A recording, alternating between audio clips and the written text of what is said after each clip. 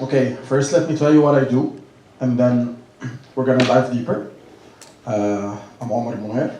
I'm Egyptian. I work in technology since, I don't know, a decade maybe.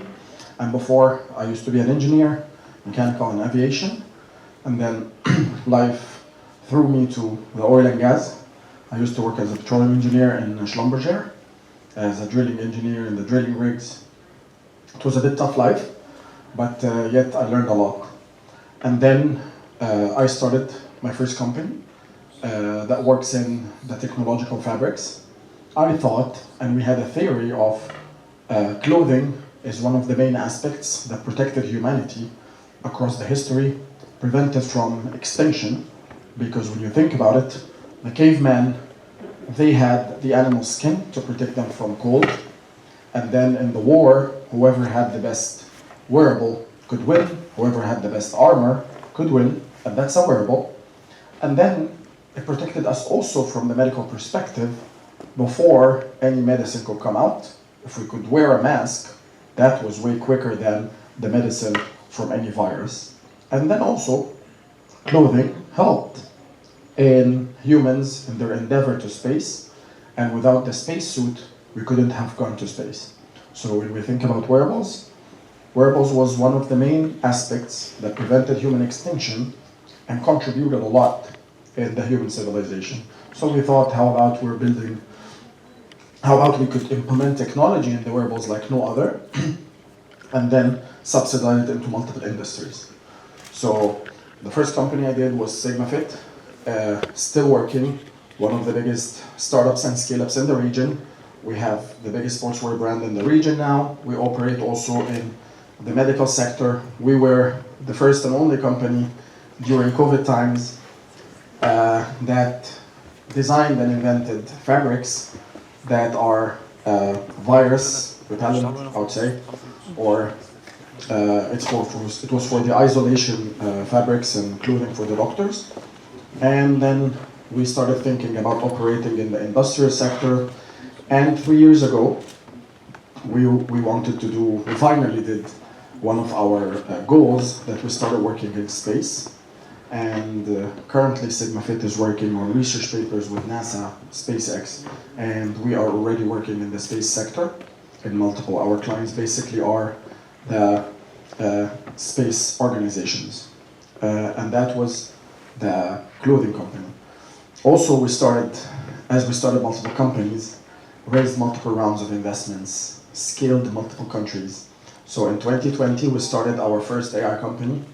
It was building machine learning models to predict if the customers is gonna get their shipments or not in the e-commerce by analyzing so many data points from the order time, the order size and volume, did you pay Visa or did you pay in cash or credit card, a lot of other things, so we could have a confidence level of if this customer is gonna get their order or they're not gonna answer, basically.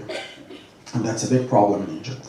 So, and then life brought me to LLMs and large language models. So that was, at the time of launching ChatGPT, before, after a bit around that.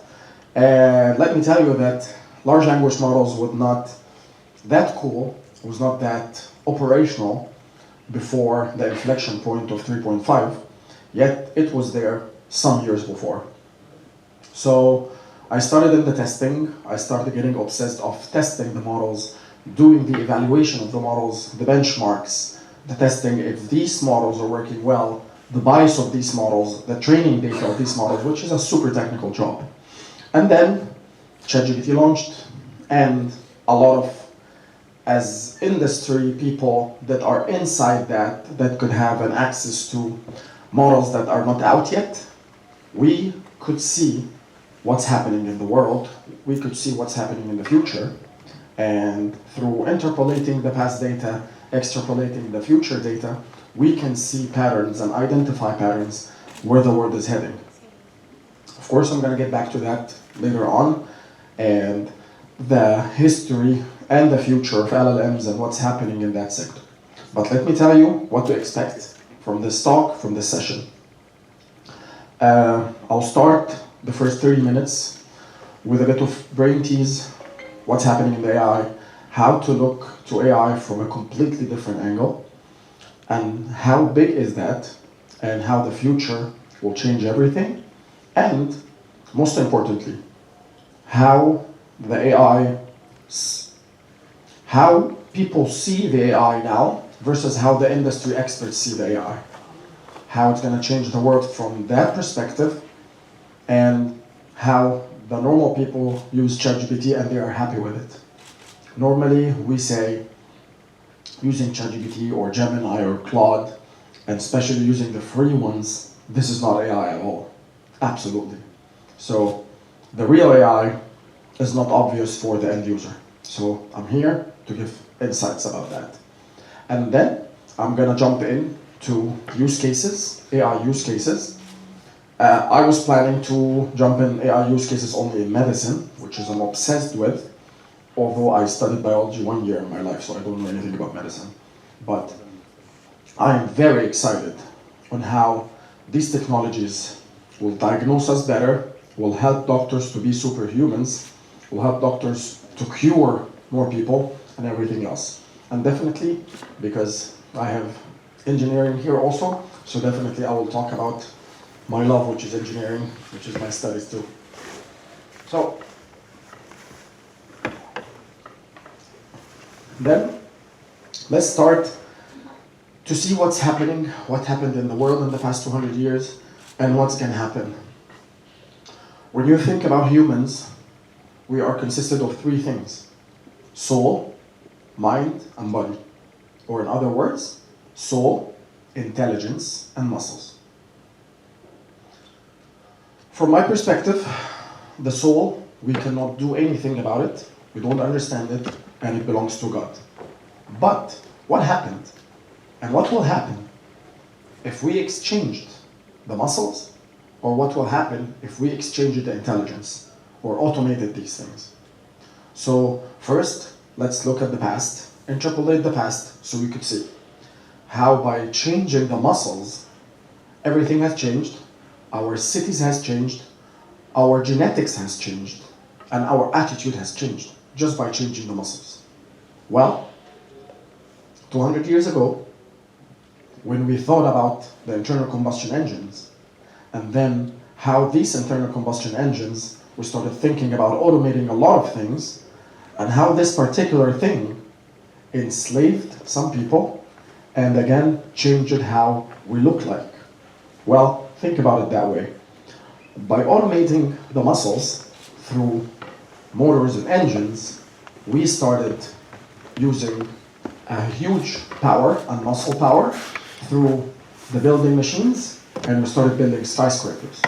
We started building buildings that we never thought we could do that quick. But also, we started thinking of putting engines on a wing, and maybe that wing could fly. And then, when we put the engine on a wing and the wing started flying, we thought about how about we put some bombs in it? And then how about dominating countries over each other just by finding the engine? And how that could develop a bomb that could be thrown to destroy a country completely and then win a war. And from another side, how by using this engine on a wing, we could be inside, travel really quick, marry, and get to know other cultures really quick. And this will change already how we look like, because we're super hybridized way quicker, so we're going to find other civilizations and other people and so on. When you always look at the technology spikes and the changing of the civilizations, you will always find that with each single technology spike, you could always see a pattern. What happened in that pattern, and what is the main origin of each technology civilization. So when you think about it, the first 200 years ago, the technology origin of the Industrial Revolution was the combustion that led to moving that combustion, automating it through an engine. And the technology we have right now, the main origin of it, that if you substituted that origin, nothing will happen is the transistors. So transistors made electronics, electronics made hardware, hardware connected to each other through internet, and so on, and the list goes on. So back to the exchanging of the muscles. Once we could exchange the muscle power, everything could change.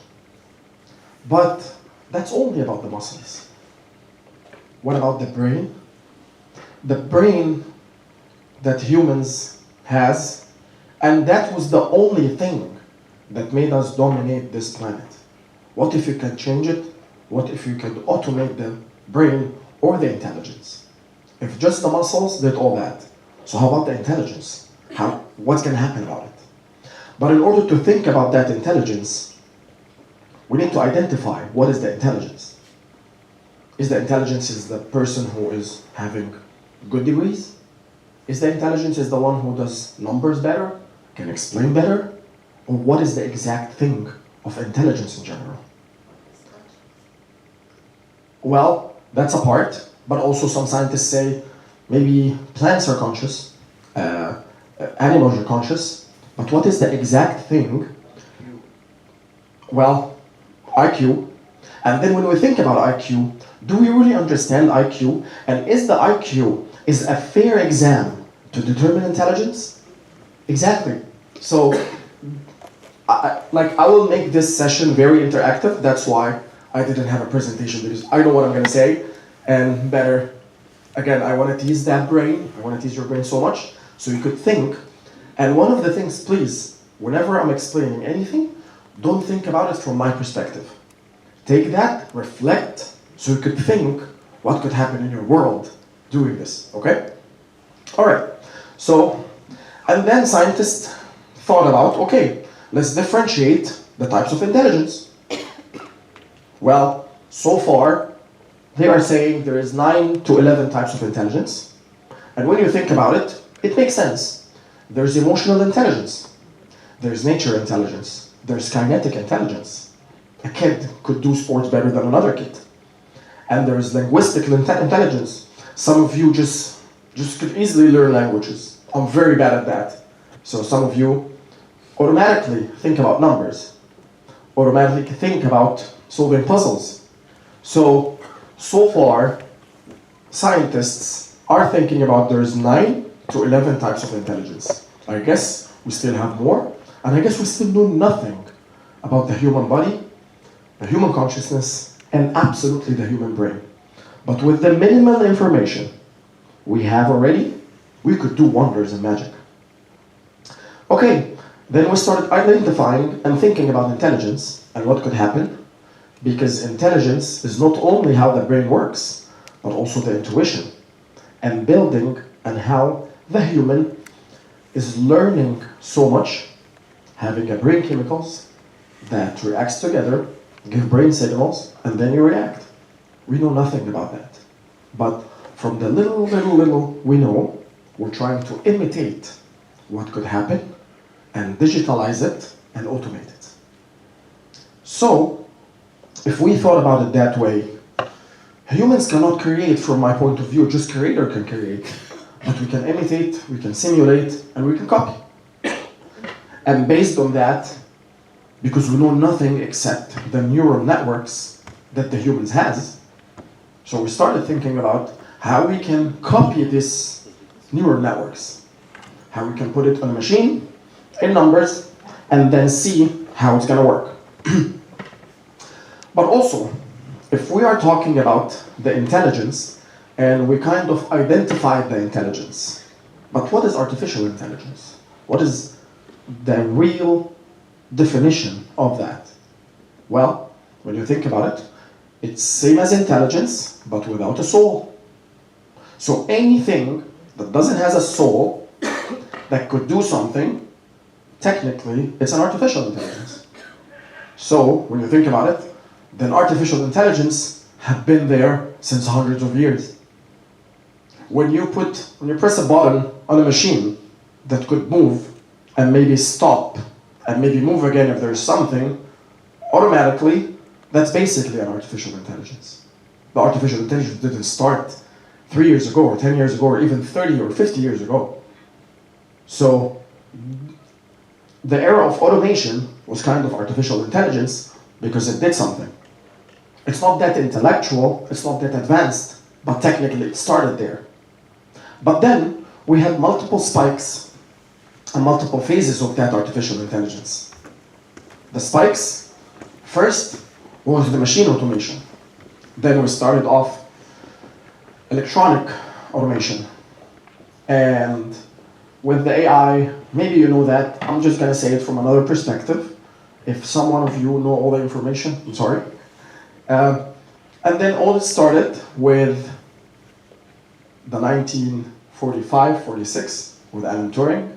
After the war, after they solved Enigma problem, I don't know if you know it, but that was the machine was for the decoding that decoded everything in the war, and that was a very, very advanced machine back then. There was a movie about it. I don't remember what is the name, but you can find it. Just say Enigma movie. Then Alan Turing started identifying what is artificial intelligence and what is the IQ and how to measure the intelligence of humans, which is from my perspective, we don't have any dynamics or mechanics to measure the human intelligence because it's very dynamic, it depends on the intuition and a lot of other things. But then, when you think about it, everything started developing and they started at the conference of artificial intelligence in the 50s, and that was all a publicity stunt. After the war, nations were coming up, and then let's do something, let's build new technology, which is artificial intelligence, which is something we don't know anything about it, because it's still the era of electronics. So the first conference started in the 50s, beginning of the 50s, and then we started developing in parallel with the electronics versus the programming and how machines could do things. And back then, we started developing, and in parallel was the building of IBM, Microsoft in the 70s and 60s. And then we started building software, which is a very obvious form of artificial intelligence. It's just number of bits you could control, they could do something, which is a software. We started building softwares and we started thinking, okay, how we can automate more of the software, how we could use it. But back then, the technology was not that advanced and the world was not ready that, okay, we have the softwares. We are thinking of artificial intelligence, but where's the money out of that? It's not going to be research only. So what happened is, we get into the winter of AI in the 80s. Till the AI was ready for the infrastructure for humans. We were waiting to have the right infrastructure so AI could live in. What was that infrastructure? The internet. And then we started a whole another phase. From internet 1.0 to 2 to 3 to 4, which is we're going to discuss. So the internet started, and we thought, okay, connecting networks, we can automate the connections of the networks and think about use cases for that. And then, how about we start in the first thing that humans love and crave? Money. So let's start thinking about the stock markets. Let's start thinking about analyzing these stock markets with AI. Let's analyze patterns through machine learning. And we started with that till everything changed in the 1998, when Deep Blue won over the IBM computer, won over the world champion of chess. Because at that point, if you play chess, you're super smart. So if I can win over you, then I'm smarter than you, which is absolutely not. The intelligence is not a chess game. But back then, it was a big push. Okay, let's invest in that. And at the same time, was the perfect timing for the AI to pick up, because we started the era of Internet 2.0. What is Internet 2.0? In order for us to know the phases of the Internet, Internet 1.0 was how the internet was just pages and you just open them. So only some people could create these pages and you could just see them and maximum interact with them.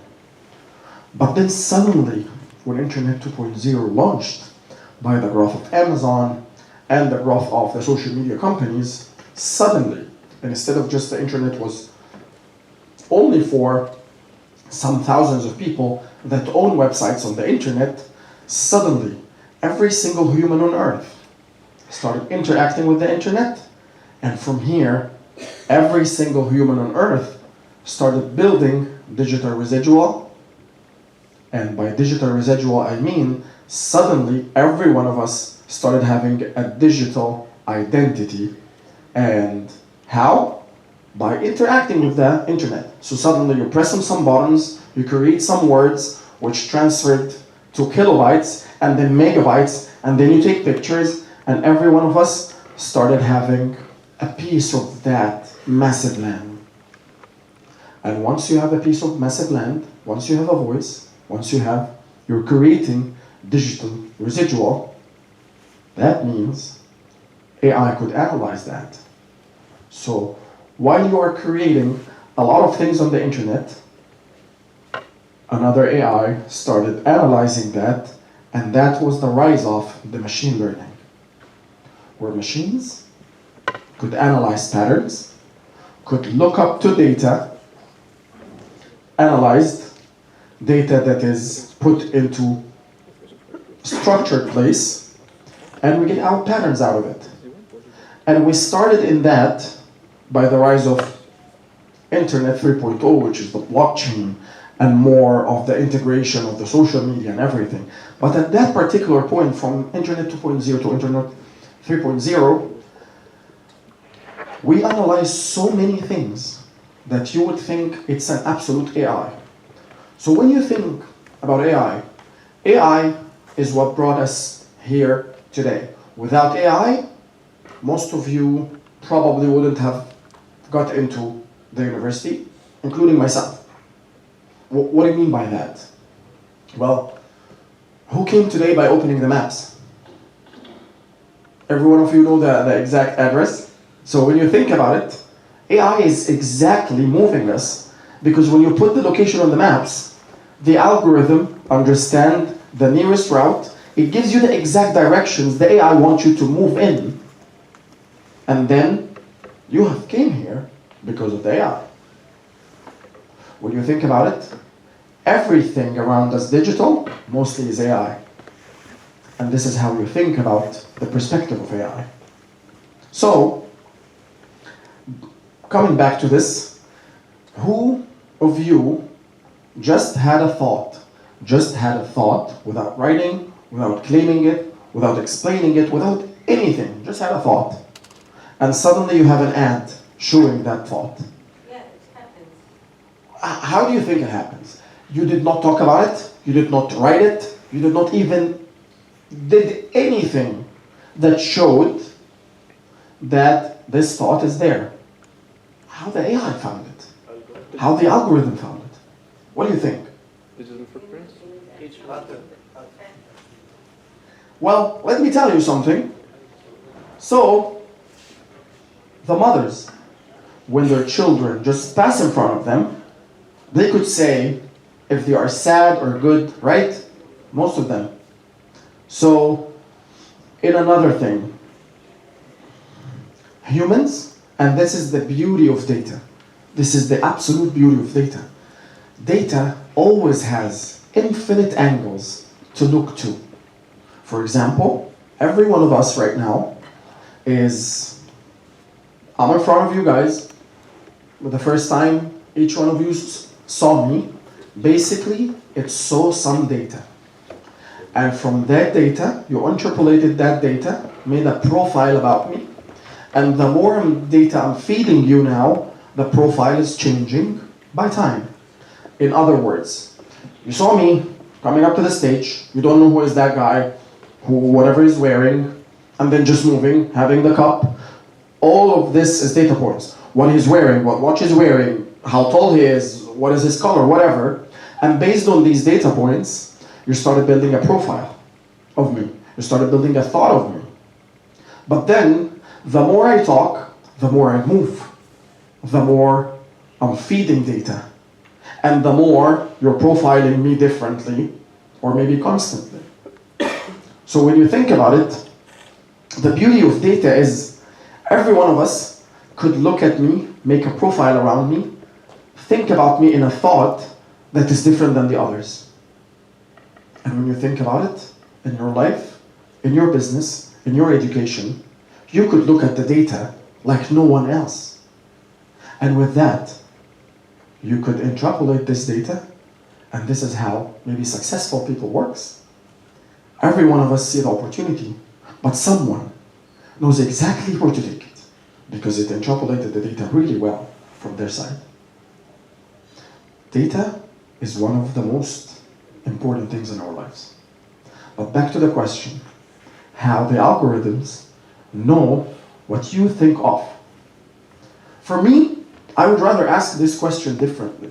I would ask, how dumb is that AI that only knew one idea out of thousands, if not millions of ideas? Just knew one. How many thoughts you think about every single day? The just AI, the stupid AI, knew only 2 today, out of thousands. Well, it has a very low confidence level maybe, that could just know 2. How?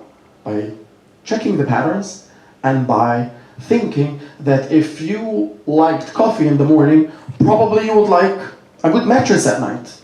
You could think of changing your mattress. So the algorithms still super weak to have a confidence level of maybe 1 of 1,000 or 1 of 10,000. So the impressive thing that I just said some minutes ago, now it's becoming not impressive at all. Right? So the beauty of data, the more you could interpolate and analyze the data better, the more you could get outcomes that you have never thought of. And by that, think about it that way, the students specifically. What are the data?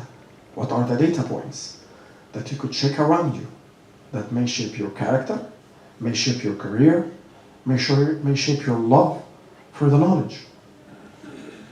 Every one of the students are thinking about their future. What is the best and most important data points? You should look at it. And that's a very hard job. Moving forward. So, the machine learning models started being way better to an extent that it could know more about you, get you ads, analyze you, and even more. And that was till we started the 3rd era, which is the deep learning.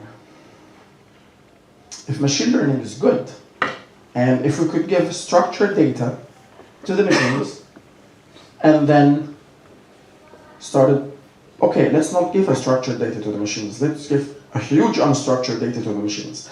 And for you to think about it, I want to do a very simple exercise to understand first what is machine learning, because there's no time to explain machine learning and so on right now. But if I gave you, if you are a real estate agent, if I'm making an interview for you today to accept you being a real estate agent, and I gave you an Excel sheet that has 3 rows.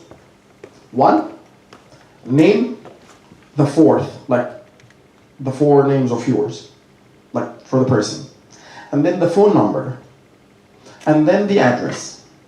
So you have a row, 3 rows of 3 data points, the name, the address, and the phone number. And I told you, I want you to classify these clients, because I'm going to call them, with their social class. How are we going to do it? The address, okay. Sorry? Phone number. The name, if there's like a rich family or well-known family, right? And Phone number. the phone number. Do you know what did you exactly do now? You just did what machine learning models did. You just identified the patterns. Very simple. So, So you identified patterns, you thought about the name. If the names are from a well-known family, and their phone number is a good phone number, and then the address they live in a good place, machines exactly do that. In the machine learning models, they identify the patterns, but on a way bigger scale. But that was the old technology. But what if we gave the machines unstructured data? Massive unstructured data. Not just the data in rows that you can analyze and mix and match. What could happen? And that was the next revolution of the deep learning. What happened? There have been a lot of thoughts, research about the deep learning and how we're going to do it. But the inflection point was when they first founded a company called DeepMind. And this company was founded by Mustafa Suleyman. He has Syrian origins. He lives in the UK, alongside with Demis Hassabis, the guy that took Nobel Prize last year in medicine. Although he's an engineer, he works in AI. Let me tell you what happened in that later. But they founded the first AI company, DeepMind, and then Google acquired DeepMind in 2014. And when they acquired Google DeepMind in 2014, they started working on AI that we don't know anything about. They started working on deep learning models that we don't know anything about, and there was nothing to do there. And then 2016, Sam Altman and Ilya Sutskever thought, let's do an AI company so Google would not dominate the AI scene in the world. And by that, if we did so, we're not going to let Google do this, but we actually don't know what to do. We're just going to do an AI company. And then 2017 was the base layer of everything that is happening now. A research paper that came out that paved the way for everything later on. It's called Attention is All What You Need. What if AI had attention mechanisms and memory that could analyze a lot of patterns? And by that, when you think about it, how we operate as humans, we have two things. If we lost them, we lose our humanity. Attention and memory. Think about it when I was there, Alzheimer. It takes your humanity out of you. And if you don't have the attention to the tasks you're doing all the day, there is nothing happening. But what if machines had the attention and had the memory to identify the tasks, analyze a lot of data, take actions upon that, and generate data out of the consumed data? I'm not going to get deeper, it's a bit technical, but I'm just saying these are... Now it's become interesting. I wanted to know more about that. Okay, I'm continuing. Still have like an hour and something. So, Attention is All What You Need is just a research paper that paved everything after that. And from that point, the whole scientific society started working on the generative pre-trained transformers, GPT, which is basically OpenAI named ChatGPT on that, because the GPT, the generative pre-trained transformers, it's an architecture where AI could work. You could Google how it works. I could explain it in a longer slides. But anyways, and from here, the race has started. They raised money from Elon Musk, and they thought about building a company that does AI for the whole humanity in a very open way, without any secrets, which is actually the opposite is happening right now, but that's why it was called Open AI, because they can open everything. They can open the research, they can open the models, you could change in them, but the capitalistic world didn't allow that, and OpenAI became the most closed AI in the world. So the fight started. Elon Musk hated it. He left, he wanted to be the CEO, and then we started building the machine learning, the LLMs, or the large language models. So it came out from the generative pre-trained transformer, and then we started thinking about large language models and how we're going to build it. So large language models started from 2017. We had a lot of large language models before people knew ChatGPT 3.5. At 3.5, that means it has multiple versions before. And Google had BERT, which was working internally like that. But back then, I remember, it was just a chatbot. It was like a cool chatbot, but nothing more. And no one in the industry knew when ChatGPT 3.5 launched that it's going to change the world the way it changed. 3.5 was just a cool, large, it was just a cool chatbot. That's it. Okay, but what happened? How did it change the world? This is where we come in on the beauty of intelligence of humans, that if the technology became in the hands of everyone, we will build amazing things out of it. In other words, technologists were like, they found a car in a cave and they didn't know what is that, what is it? Maybe it's not a car. But then we invited thousands of people to check what is that. After a while, we're going to find it's a car, we're going to learn how to drive it, and we're going to drive it. So I always say, and I'm always advocating, technology should be in the hands of everyone. And the domain experts are the one who's going to help us technologists build the future technology. But never let technologists build your future. You as a domain expert, you as an educator, have to understand your job and think about how to use the technologists to build the future. Because back then, no one knew that ChatGPT 3.5 is going to change the world. But once it became in the hands of the world, we built amazing things out of it in the first days. And it became the most adopted product in the history. And this is where it all started in generative AI. So let's think about from November 30th, 2022 till today, what was the timeline? What happened? So we can think about what will happen in the next year and the opportunities, so we can think later about the use cases in medicine, engineering, and definitely, and most importantly, in education.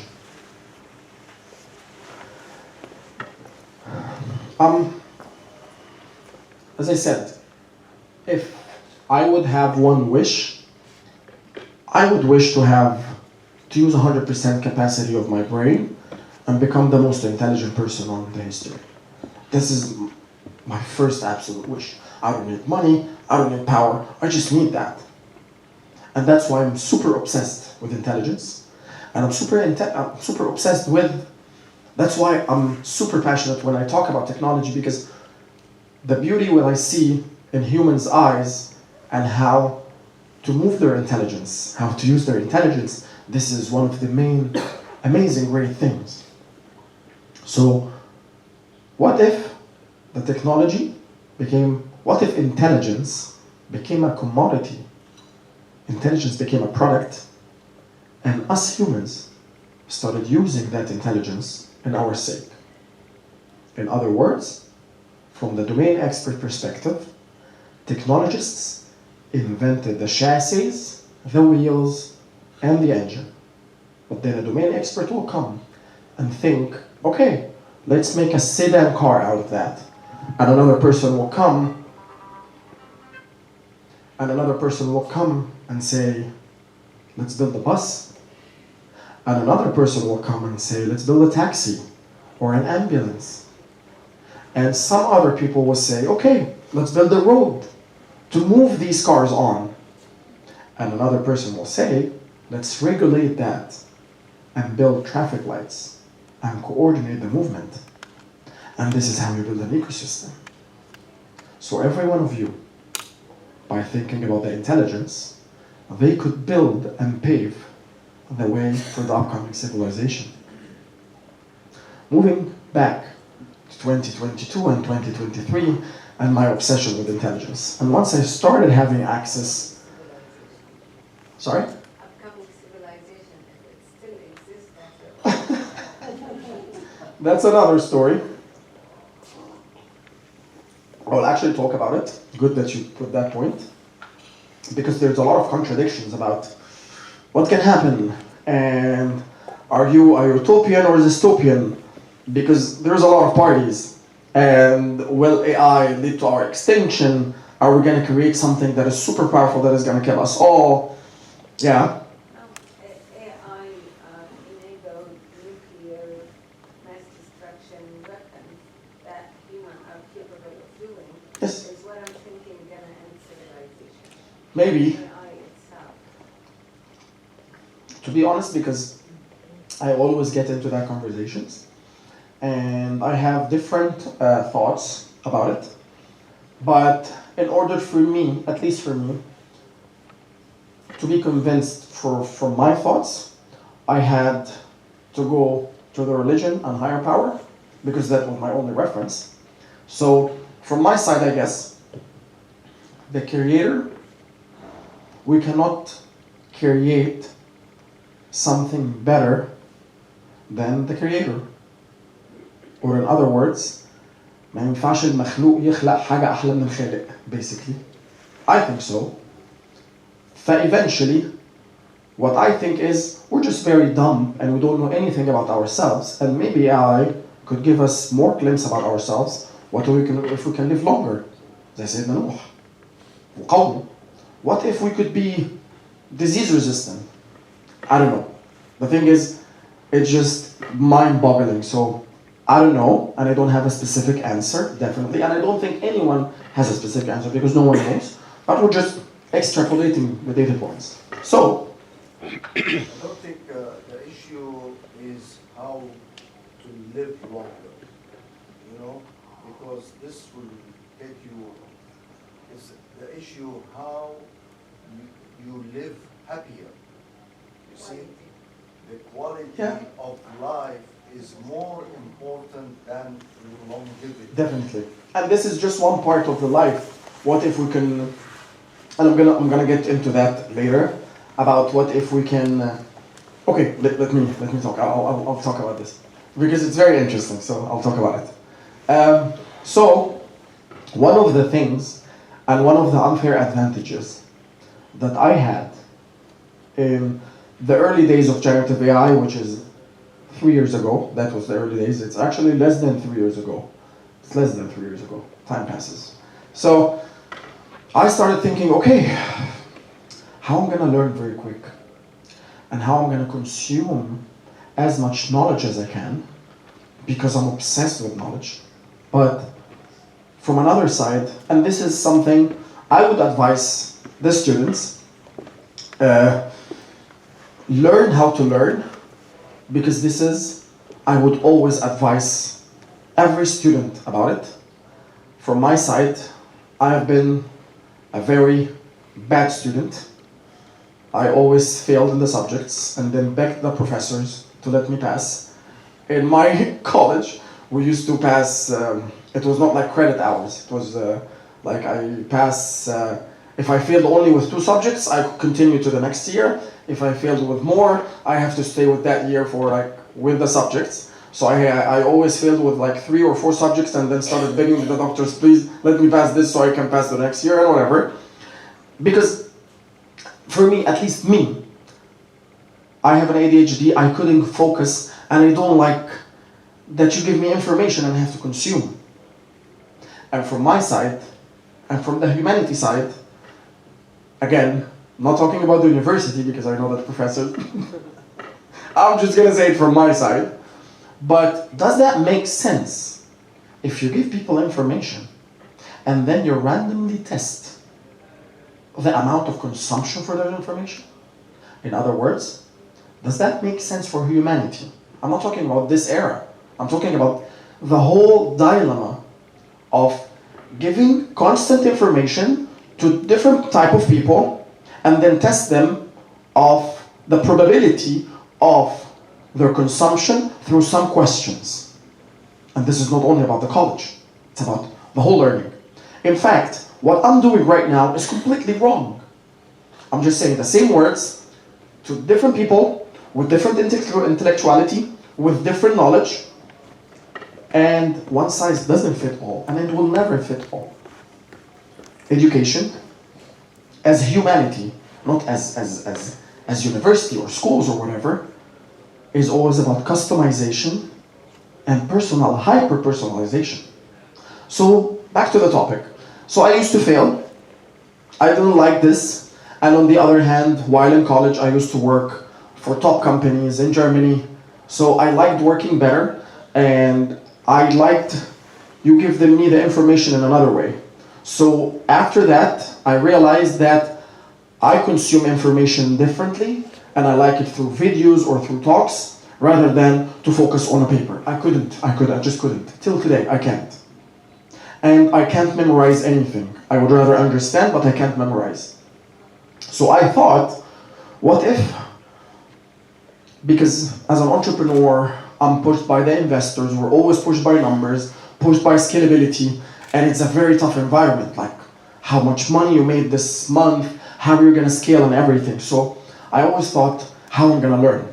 So in February 2023, I created an AI system that scrapped the whole internet every day. It took me 17 minutes from my house to my office. So I started thinking, okay, what if an AI could scrap the internet about every single thing that launched about AI today, and then after the AI scrap it, it will summarize it, change it in a form of questions and answers, and then because I like Tom Hanks' voice, it's gonna convert it into Tom Hanks' voice and put it on a file, and then connect it to my tracker. Once they know I'm up, it will send me a notification that I'm up, and then I play it on the car for 17 minutes. So suddenly, I started consuming hundreds of pages every single day in a voice that I like, with the way I like, with the conversation I like. And since then, I started having an absolute unfair advantage. And then I thought, what I could do with that? What if I can share that with humans? And what if we can change absolutely how we educate people? And that was way long ago. It was around 3 years ago.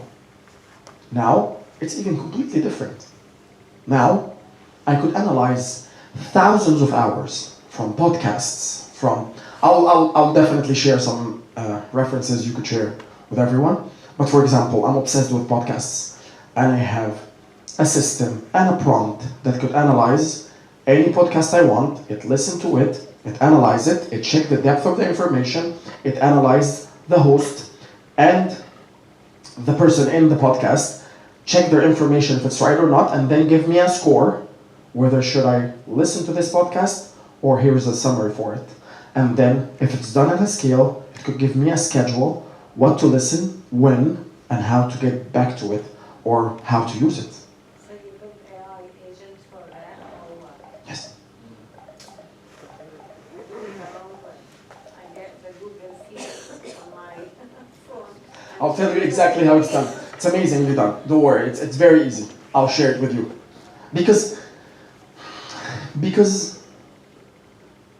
again, as I'm obsessed by intellectuality and brain, especially the professors, some of the most high IQ people of humanity, if these people got these systems, what you gonna do with it? So again, I'm always obsessed. If the professors, if the high-end educators got access to that, how they gonna educate us? And how they gonna... But it might work the opposite way, because now you're not engaging the You know better. You try and tell us. You try and tell us. And instead of just, again, we could say that 150 years ago and say, okay, we're going to invent cars and this will destroy humanity and fitness because we're not going to walk more. We're not just going to carry stuff. But eventually, we had the gyms and treadmills, and eventually, More people are doing sports, we are faster, stronger. Again, it's a paradox and dilemma, and every one of us has his philosophical point of view in that. It's not a matter of philosophy, it's biology. The thinking process, the higher reasoning of the brain. Yeah. If you engage it less, the depth of thinking will be shallow. Yes. Intellectually, it will be I have the same exact questions and I have the answer. So, because I always listen to this. So, you're right, and that's why AI will divide the people, unfortunately, into two parties. People who use their intelligence as a commodity and make them do the bad or the hard, the dirty thinking work for them so they can think differently on solving the world problems, and other type of people that will be super dependent on AI, that it will make a brain rot. So some of you could use it in a great way in research to accelerate their thinking so we can solve the big problems. And the other way is it's going to make a brain rot, unfortunately. It's another example here حاضر تمام also. تفضل تفضل. Is math, calculation. When the calculator was invented, Yes. Japanese, Yes. everybody, simple calculation, they stopped using their, Yes. and this problem solving and calculations, there is a brain center there, Yes. there is a network, Now, after 50 years or 40 years of this, there's evidence that it is diminished. Yes. Do we actually need that? The thing is, I totally agree. But do we need? Does humanity, does God's perfect creation need it that we just do simple math? Well, that's the dangerous, conclusion you are going into. If we continue relying on machines and doing multiple... What about the Math tasks, Olympiad? What about the Math Olympiad? Did we, after inventing the calculator, we have way better mathematicians right now that could score in the Math Olympiad way more. Why? Because calculating was a dirty job, but analyzing mathematical equations to the core became better because we automated the hard work. At least from my perspective. Farming, we had a great farmers with a great physique because they used to farm, but then we had machines. So we eliminated, and the farmer body become less physique, but we ate better, and they could go to the gym. So I'm not saying I'm right or you are right. It's a paradox and it's a thought. That's why I always say some of the most people that I'm very excited about them learning AI are the philosophers. We have so many questions that is unanswered, and I don't think neither me or you will answer that questions. I guess philosophers has to answer that question for us after they learn AI. But for me, at least now, from my perspective, I always think about it from a data perspective. So we stopped calculating with calculators, but we got better in the Math Olympiad, and we solved way harder problems. And I guess back then, I'll take your question, and then I will jump into something that may be really interesting. Imagine if I cannot study in Qatar University just because I need to walk 4 hours to reach here. Or imagine if the professor cannot work in Qatar University because he don't have a car. Yeah. Or imagine if he cannot work in Qatar University because his home is far and he cannot build a home easier because you don't have the technology that build homes. So I guess technology made us make things easier and faster. So instead of wasting 4 hours in my day walking to Qatar University, I would spend 30 minutes by my car and save my energy to study. That's another perspective. So AI would make us save our energy in the repetitive things that could be automated. So I will save my energy into researching and deep thinking. I believe this is the most efficient way. That's another way of thinking, which is a bit of me, but I'm gonna go now to another part that maybe continue this conversation. So I always get asked all the time, what to educate our kids? And I always reply, I'm not an educator, I know nothing about that. I don't know what to educate them.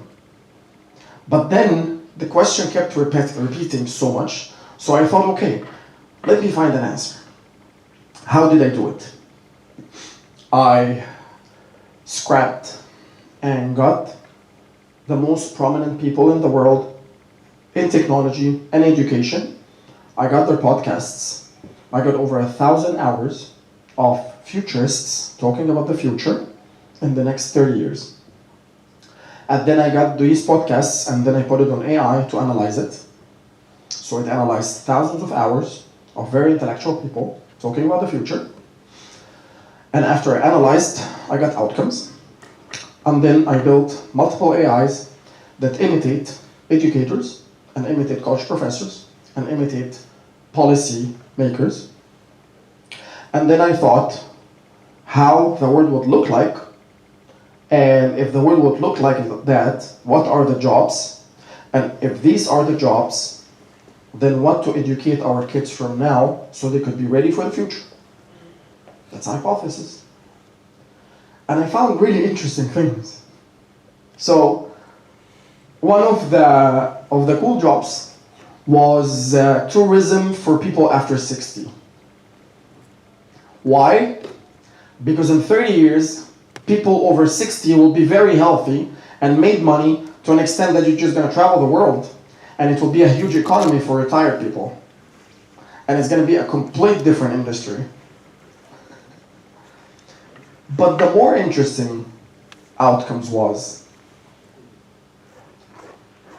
in the 14th century, in Europe, in the Vikings era and before and after, it was well normal in the social life not to shower during your whole life. A lot of people died from that, and it was normal not to shower. Although this is a super basic thing, but it was normal back then. And till the 70s of the last century, it was also normal that there's nothing called psychology. If you're depressed, probably you have a ghost on you. Probably you're having magic. There's nothing called toxic people. There's nothing called depression. But then, with the technology, we realized we are a very, very deep well. Humans are absolutely deep. We know nothing about psychology because we can't touch. And it turned out there's a huge science of psychology that we're going to discover ourselves.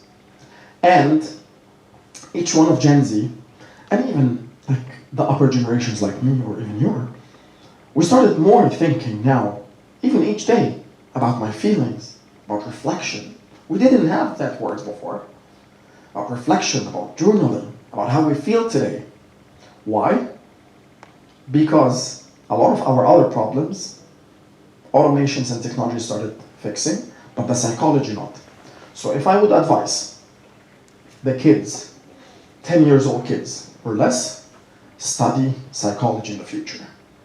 Because where everything will be digitalized, where AI will be doing a lot of other things, psychology, diving in the human brain and psychology will make so much sense. The third thing to learn, this is the outcomes. Like, I'm not saying this from my side, it's after a big research. That normally, by the way, without AI, it would have taken a team of researchers that I just did in some hours, like, I don't know, less than a week, analyzing tens of thousands of pages, basically. So, the third thing was conflict. تفضل نزاعات. Conflict resolution. Educate kids on conflict resolution. Because basically, we will be less occupied, and you know what happens if someone is less occupied. If your couple is less occupied, your life is horrible. So, conflict resolution is also super important.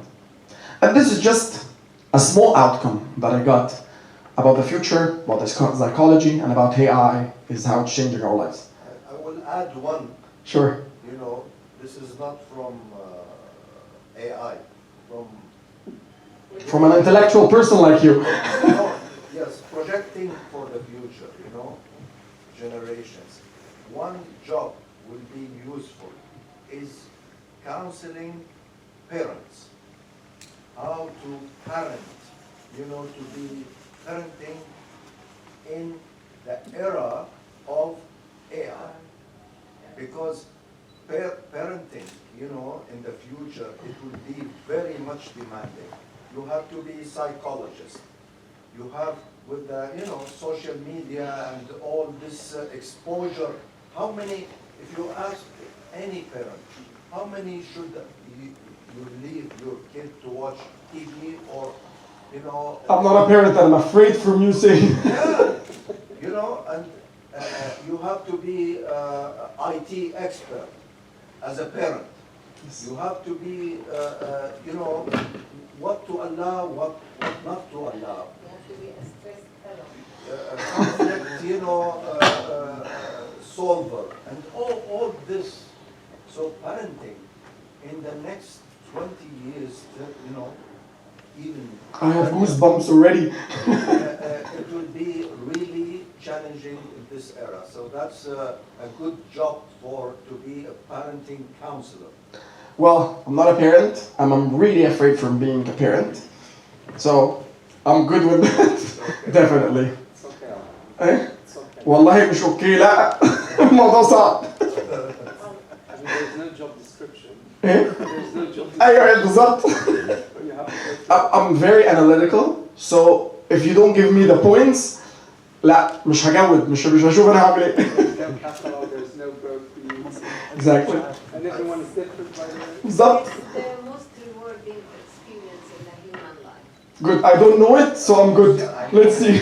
We're talking about the صح. life. طبعا. Absolutely. طيب. نرجع تاني. هناخد we'll talk about the phases of AI and then we're gonna jump into the AI use cases. Okay? Yeah. تسلم ايدك. شكرا يا دكتور. شكرا. أنا once I started talking I'm in my element I forget myself. I'll give you rest, you know. To the user cases? Sure. Because we have Sure. to- طيب. Another class also. I'll just give for reflection and, you know, just quick sharing. A nice caricature I saw the other day. Two people. One is teacher, because it's education. We are talking about, you know. Yes. Sorry. So one is a teacher, and showing the teacher is using ChatGPT, you know. These are the points. Can you make a presentation or a lecture for me? The other side, the window, is student.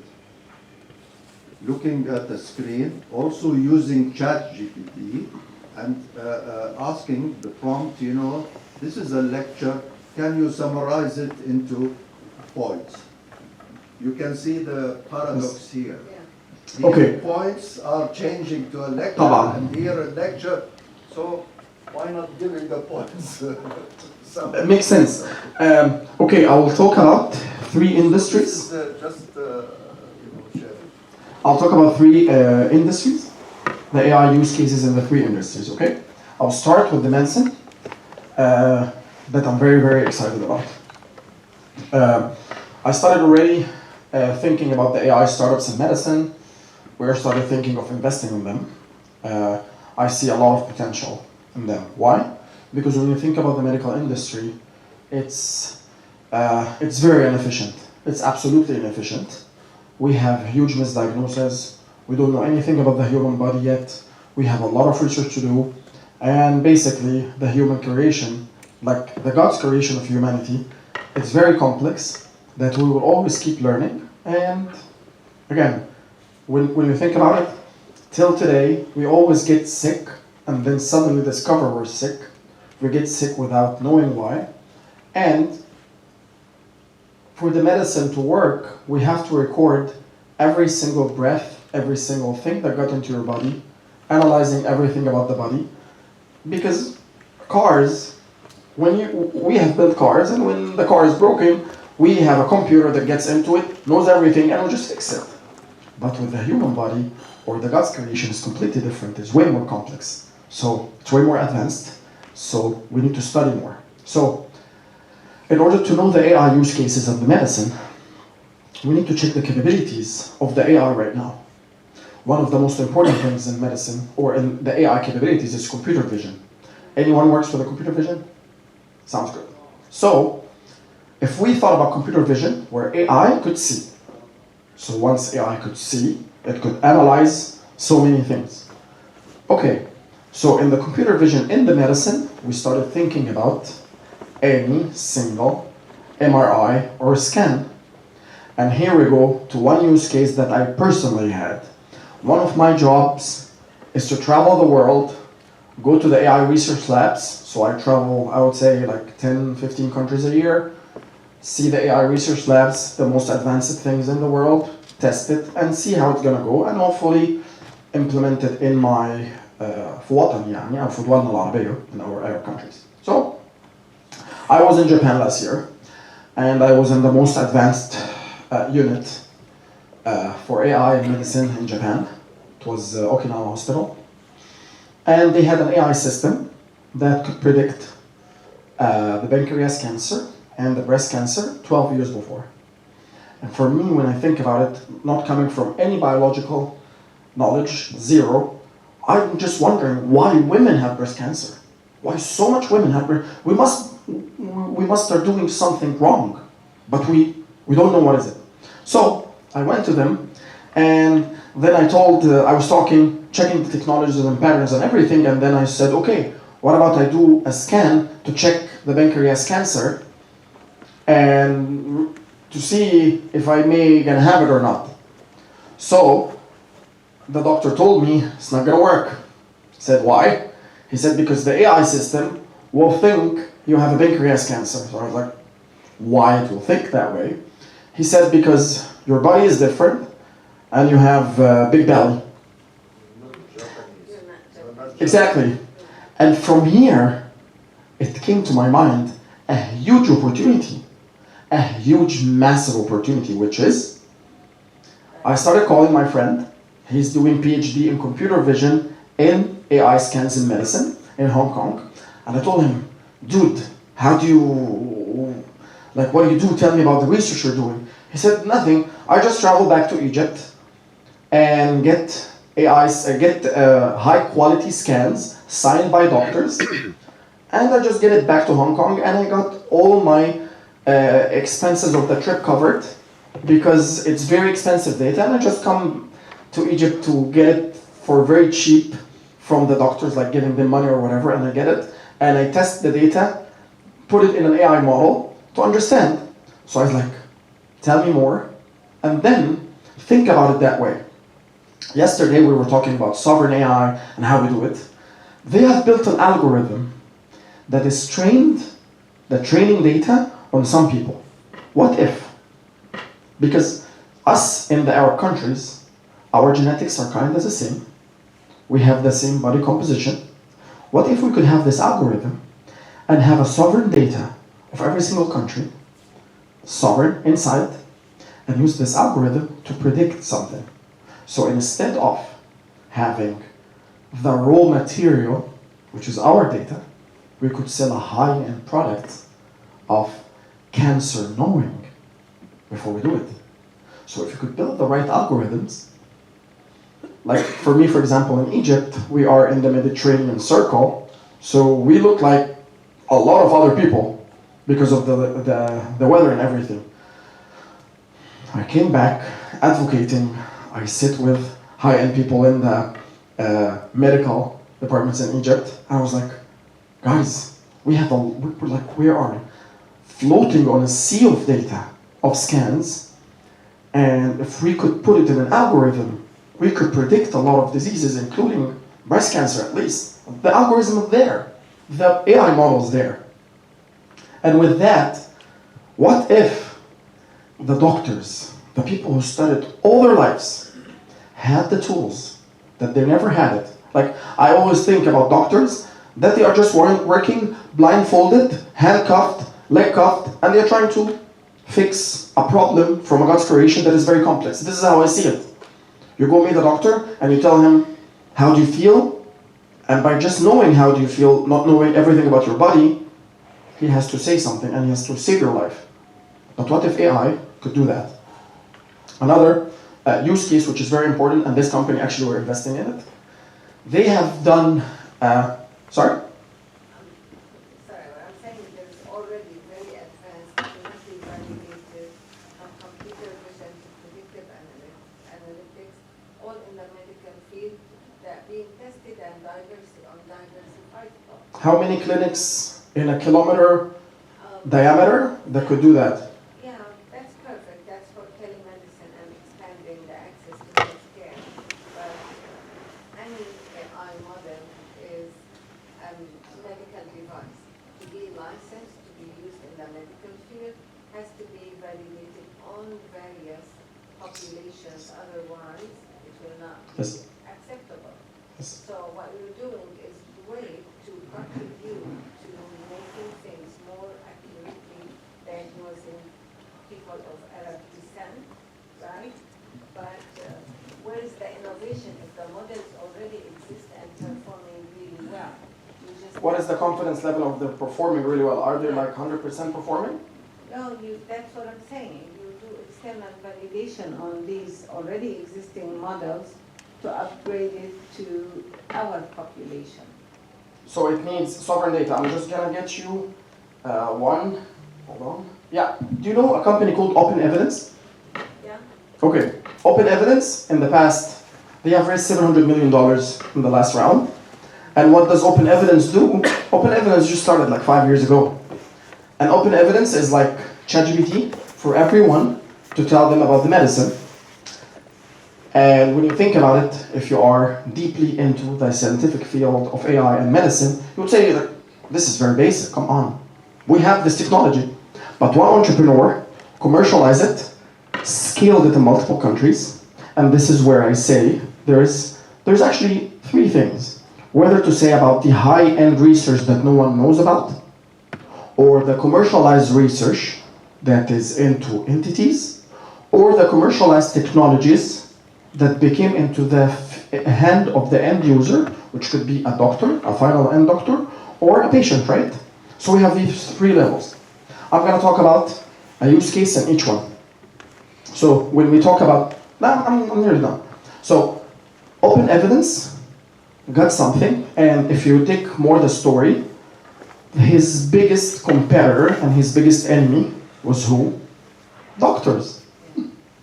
Simply. Doctors. So, We have an open evidence. It will use the literature for the existing evidence, just make it easier to access the information rather than us humans spending months and weeks just reviewing the evidence. so it's fixing one problem, right? Is it fixing a problem or not? Yes, it is. It is fixing a problem. How many problems we have? Millions, I guess, right? So the thing is, how the people in the medical sector could solve the millions of the problems, from the drug discovery to the end user to the diagnosis. So for example, another company called Converse to Note, it's in Egypt. It's from a guy that has spent 15 years in data science at Microsoft, and he's doing a very simple use case that could operate in some countries. What is it? It's an on-prem solution for the hospitals with their own AI model that identifies the Arabic with all the slangs and works on a microphone. And you basically go to the hospital, to the doctor, you sit in front of him, and the doctor say hi, which is the trigger word. So the mic starts recording. It records the whole conversation, analyze it, and give on a screen what the doctor should analyze and do, and advices to him. And if there is any missing questions he didn't ask.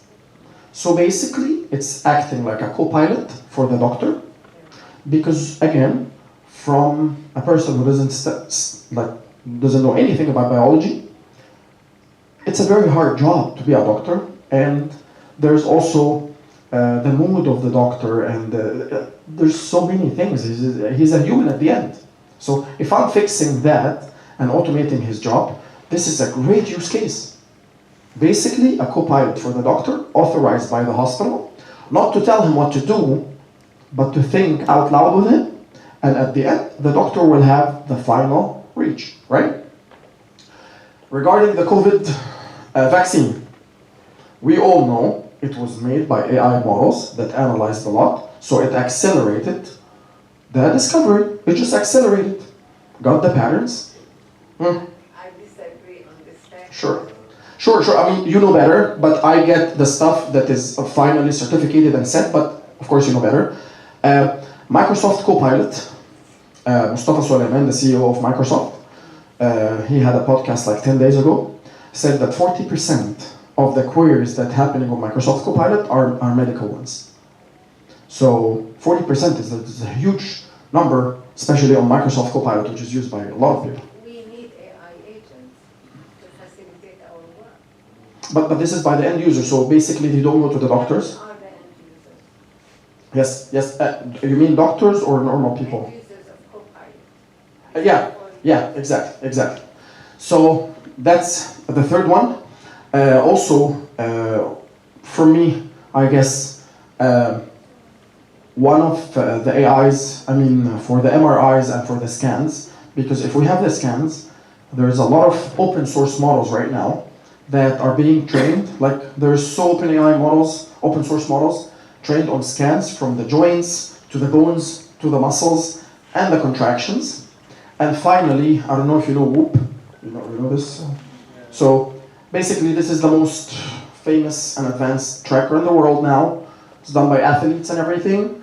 And it's very good in analyzing the recovery specifically. It's like made for analyzing the recovery and everything. So I'm using it myself now. I have around 4 years of 24/7 data because you don't take it off at all. You put a battery on it and then you take it off. Where is your data saved? They have the data, for sure. They have the data. But I can get access to it. But what shall I do? So I totally understand. So I have 4 years of data, and then I started working on a project with Visita. It's one of the biggest startups, AI like medical startups in the region. To do it like a consortium of, I'm going to study my body with a consortium of doctors, and every time they give me blood testing, muscle testing and everything, we're going to put it on a specific AI system that will analyze that, and then we're going to think about the diagnosis and the extrapolation of the future data. How I'm going to get sick. Would I have any future diseases or not? Because why? Because AI could look to patterns. So we could look to patterns better than us. So what I'm working on, and we hope if we got any evidence of anything, this could be a great product. So what are the exact blood analysis and... So a digital twin of you. Kind of. But the thing is, we don't know how the digital twin will be my twin because I can't get much data. If you get your full scan imaging and you get your metabolomic, your proteomic, all your genomics, You will have a transcriptomic, digital twin. there will be a digital twin of you. AI should be able to predict from your genetic code and transcriptomics and your metabolites, biomarkers, your risk scores, and Yes. Yes. preventive medicine. That's what we look for. Yes. To modify disease before it occurs. Yes.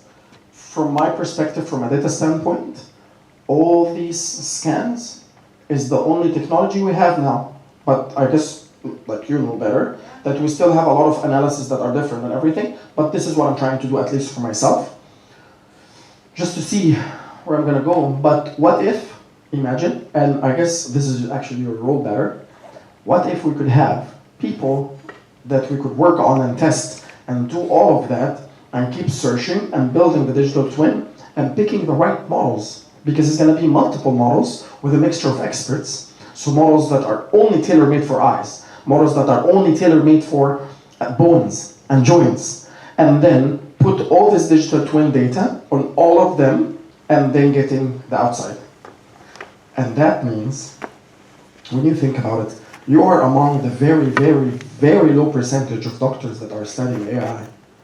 And by that, we really need more awareness and more study for doctors to study AI, because this will come up with huge solutions that are tailor-made for the environment where the doctor works or study or research. But you also need infrastructure and GPUs. And Definitely. I mean, it is, sure. I'm just saying what? I'm coming from a technology standpoint, saying, please doctors, the ones who know more about the human body, let's work together, and we will actually tell you what is the exact amount of GPU, but I don't know what you just said about biomarkers. You just said some words that I don't even remember. I don't know if that exists. small data set compared to what Exactly. So, okay, well done.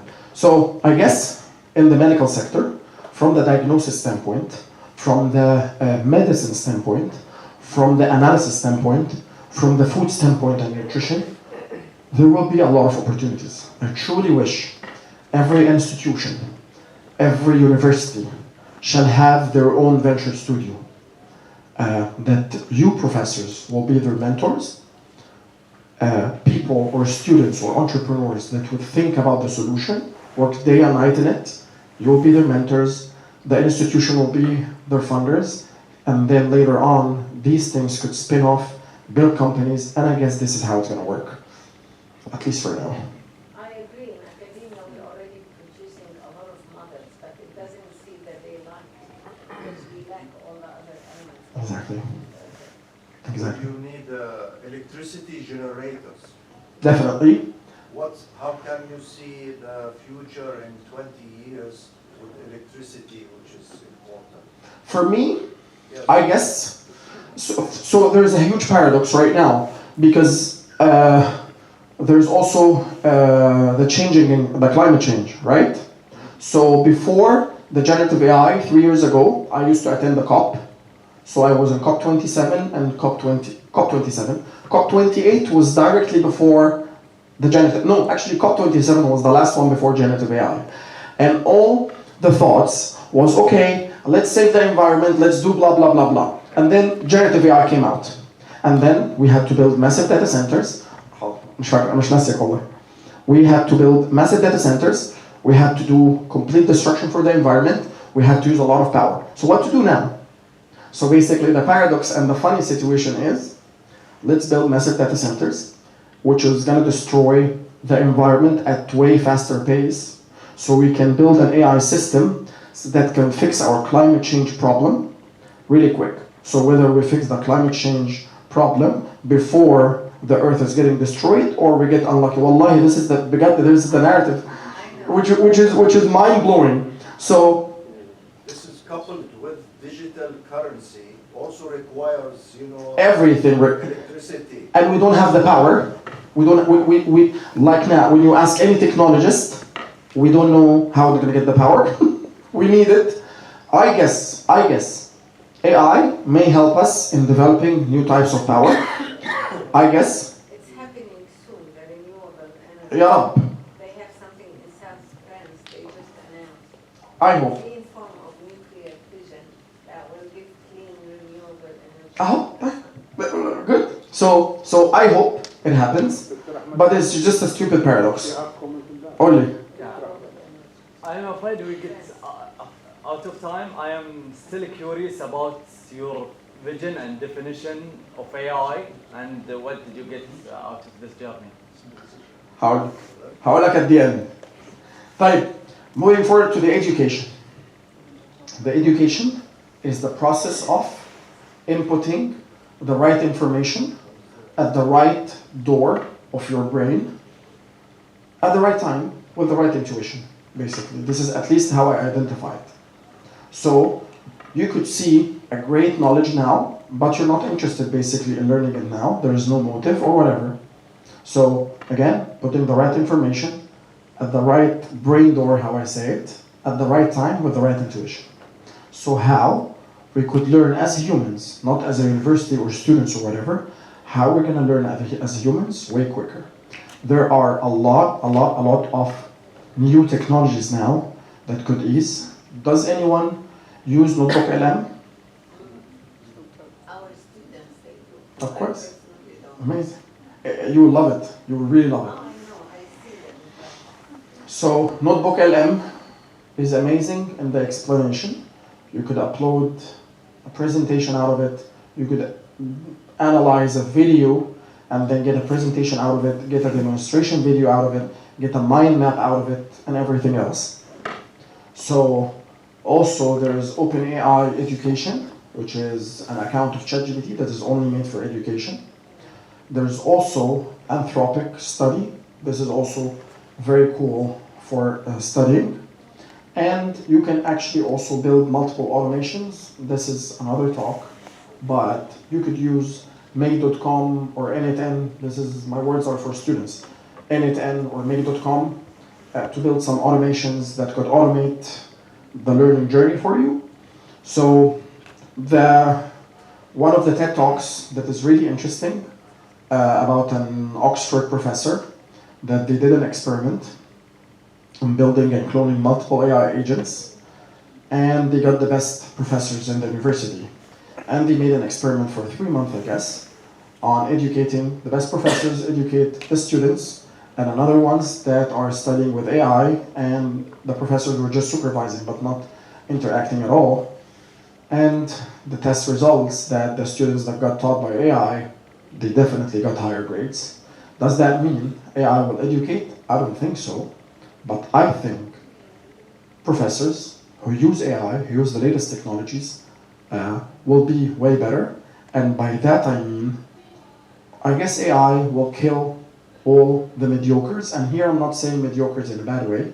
I guess AI will kill all the persons or all the educators or all the professionals in their field that are not constantly developing and navigating their way through AI. And this is just a personal thought. تفضل. You know what? Is that the end, or do you have more? Engineering. No, But you, is that the end, or do you have more to say for your talk? Have you reached? engineering, بس engineering use cases. Is it the end of the talk? No? لا فضل ال AI use cases for engineering. All right. بس تفضل.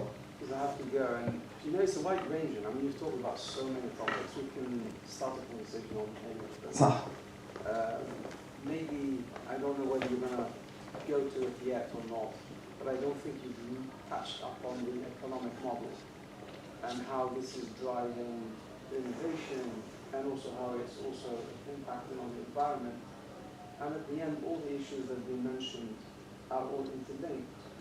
And what we see sometimes, for example, when there is an invention but it's a bit overhyped and it's driven by those sharks, and this is where it gets a bit out of hand. Because of course, when you talk about the environment, if we have some inventions and there is some latency for the environment, the humans and the population communities and lands to cope, then things will come back to the steady state. But what we tend to do is we keep overshooting, unfortunately. overexciting them to the point where it's leading them to destruction. So I think there is something that really needs to be mentioned here. Without, and as you said, I mean, people pursue money so much, and they forget their values.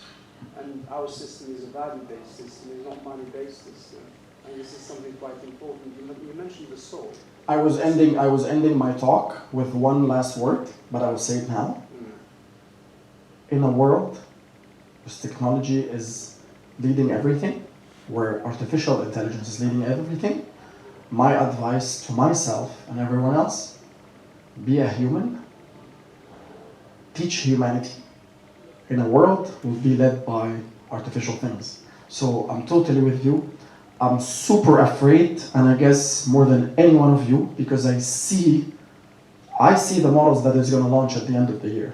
I'm testing them. I've been testing the models before they launch, and I'm absolutely terrified. Which one, the advanced generative AI?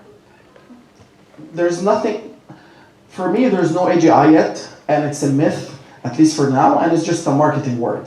Because we don't know, like when you really Google what is the definition of artificial general intelligence, it will give you a very open definition, where AI could act in every single aspect of life as human. What does that mean? Like prayers, like believing in God, for example. So AGI, we still don't know about it, at least for me, but I'm terrified about what's going to happen to our kids, what's going to happen to the future. I think the issue is that it's not being transparent. I think every time they achieve what they call AI supremacy, they don't tell you the whole story. It's a problem of humanity. Exactly. So when they talk about the deep mind, when it feed Pascal, that's what happened in Apple to play that game. The deep mind, I don't know. Sort of. It's a problem of humanity. We're evil, wallah.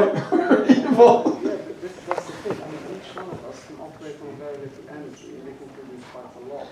But And that's why every one of us has to learn AI. So maybe we can contribute in the fixing of that problem. And instead of leaving, And continue soul searching. thank you, doctor. Thank you for attending. Truly appreciate it. It's really fun. الله يخليك. شكرا دكتور. Have a great day. Have a great day. شكرا. I guess I'm done. Have a great day. Thank you so much. Sure. هجاوب على سؤالك كده. Very good. Thank you.